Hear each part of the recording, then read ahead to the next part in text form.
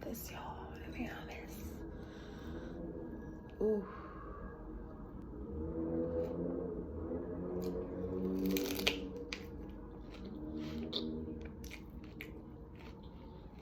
Mmm.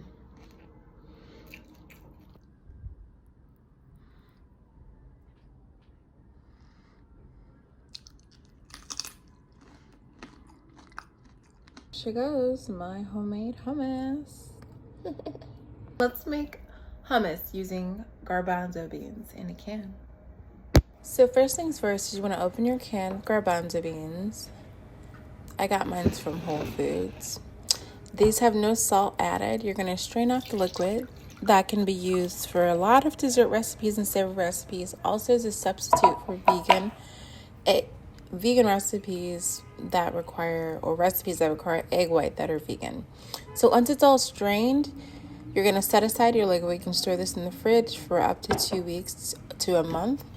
And then you're going to place your beans inside of a pot with water. Of course, then you're going to add in some baking soda. This is going to tenderize your beans and make them nice and tender.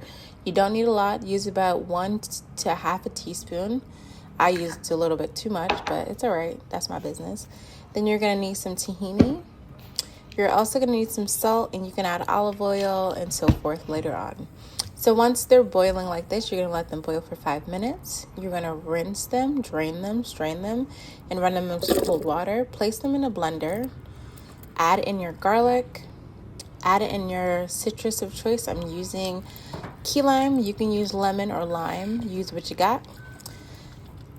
Yeah, I'm getting that juice out. Add in some ice cubes to make it extra swishy. Very little water. And I'm just going to blend and scrape this down. Blend and scrape it down. This is super easy. And when I tell you this is a bomb hummus, y'all, it's bomb. And enjoy it with your favorite veggies like I did. You better go get some. Make you some.